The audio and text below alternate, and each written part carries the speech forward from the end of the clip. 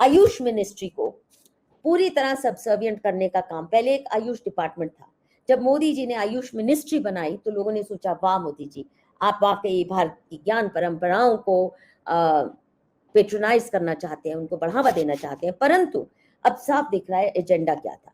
Ayush ministry को allopathic ministry के और IMA के अधीन बना के रखने का क्या औचित्य है। दूसरा, ये जो आयुर्वेदिक ज्ञान परंपरा है, ये अब रिसर्च कोलैबोरेशन के नाम पे, चाहे all India institute of Ayurveda है या जितनी लीडिंग हमारी रिसर्च इंस्टीट्यूशंस जैसे जामनगर में भी, वो WHO जाके सुपरवाइज करेगा।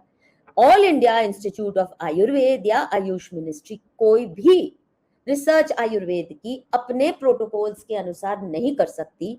वो एलोपैथी बताएंगे क्या प्रोटोकॉल हो और क्या मेथडोलॉजी हो, जिसमें इंक्लूड हो कि चूहों पे, कुत्तों पे, रैबिट्स पे आप टेस्ट करेंगे, एनिमल्स को टॉर्चर करेंगे। उनको आता ही नहीं है सीधे से। दीदी मैं इसमें एक और आंकड़े दे देता हूँ। ICMR, एम्स सबको रिसर्च के नाम पर फंडिंग बिल गेट्स दे रहा है। ये Bill Gates, Melinda Gates foundation के वेबसाइट पे उपलब्ध है, कोई भी जाके सर्च कर ले कि भारत के किस किस ऑर्गेनाइजेशन को फंड कर रहा है। और भारत का पूरा हेल्थ मिनिस्ट्री वही चला रहा है, सुपर PM बन के वो चला रहा है।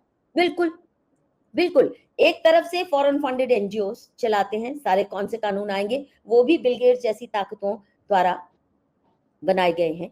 और अब दूसरे, अब खुल के, पहले क्या होता था, ये NGO के माध्यम से बहुत से काम करवाते थे, अब वो सीधे करवा रहे हैं। और आप रिसर्च कैसे हैंड ओवर कर रहे हैं फार्मा कंपनीज को, WHO को स्कैमस्टर ऑर्गेनाइजेशन है या बिल गेट्स द्वारा लाई हुई यूनिवर्सिटीज को।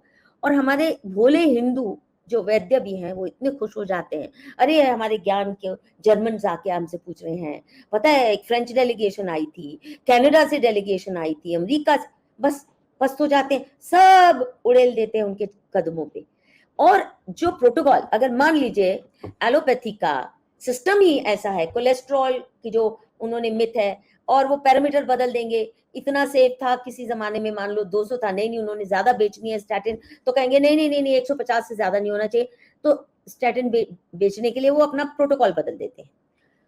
यही अब क्या हो रहा है, आयुर्वेद भी ये कर रहे हैं, आपका कोलेस्ट्रॉल बहुत हाई हो गया मधु जी, आपको लेना ही पड़ेगा स्टैटिन थोड़े दिन। तो क्यों भाई, आयुर्वेद कह रहे हैं, ऑल इंडिया इंस्टीट्यूट के या जो BMS पास हैं, क्योंकि उनको कहा गया है कि जो चीज आयुर्वेद धीरे धीरे करती है, हर चीज का इलाज नहीं, उसमें आप सभी चीजें ठोक दो। तो अब इन्होंने पूरी तरह से हैंड ओवर कर दिया आयुर्वेद का ज्ञान भंडार भी फार्मा कंपनीज को, ताकि ये रेसिपीज को लेके, जैसे वो क्या करते हैं, हम लहसुन खाते हैं कोलेस्ट्रॉल वगैरह या हार्ट हेल्थ के लिए, वो कैप्सूल बना के बेचेंगे।